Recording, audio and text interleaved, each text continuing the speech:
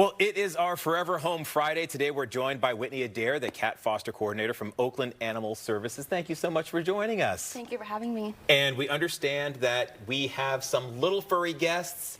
Who do we have joining us today? That's correct.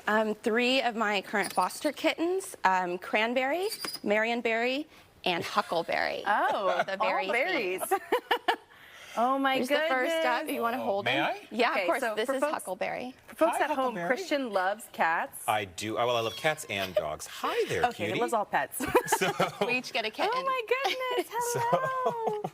So first off, tell us about these kittens. You said that 2 of them are related and 1 of them is not. Correct. The 2 torties here, they're related, pretty obvious. Both girls. And little Huckleberry here, he came in as a solo, and we always do kind of a buddy system at OAS. So no kitten is a solo.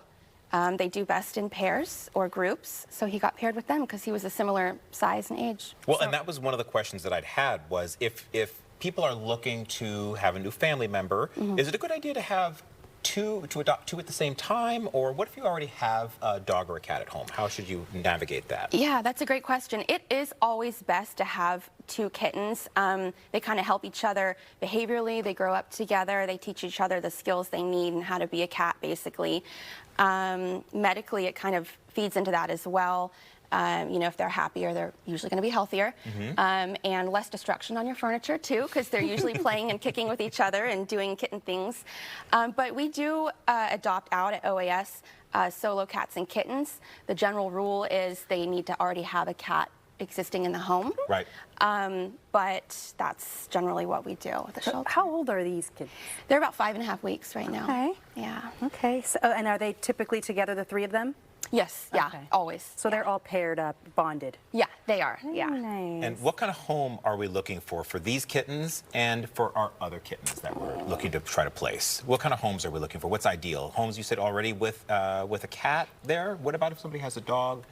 Yeah, that's a great question. A lot of our fosters who foster for OAS have dogs, so a lot of the kittens are exposed already to, she's on the move, to dogs and children as well. So that's always good. That's another reason why we like to have the animals in a foster home rather than at the shelter, because they're just naturally more exposed to, you know, the environment that they're going to go into eventually, which is a forever home.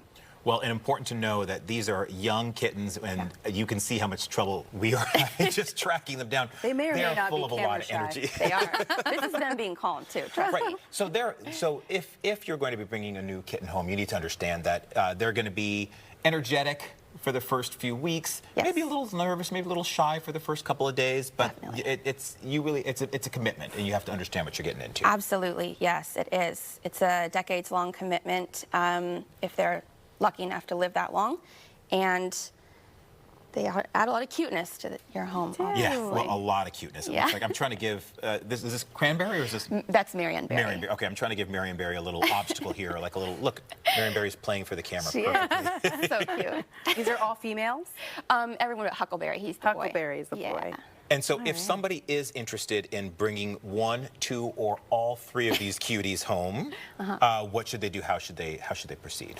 Well, these guys specifically aren't quite yet ready for adoption. They have to be 2 pounds before they can get spayed and neutered.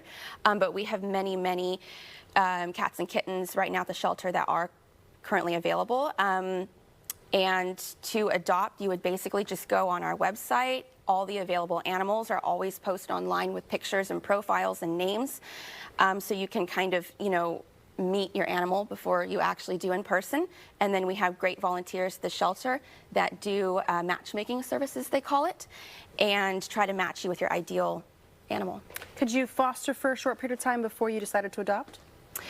There is a foster to adopt option, yeah, definitely. We let all of our fosters basically have first dibs, if you will, on the animal, because, you know, a bond usually takes place naturally, and sometimes they turn into foster fails, and we're more than happy to have that because it just means they go to a home. Oh, that's the happy ending that everybody wants. Thank you so Yeah. much for everything. This was just great. And you know, the kittens, they're always welcome back as long as they get a full-time forever home. That's amazing. That's the goal.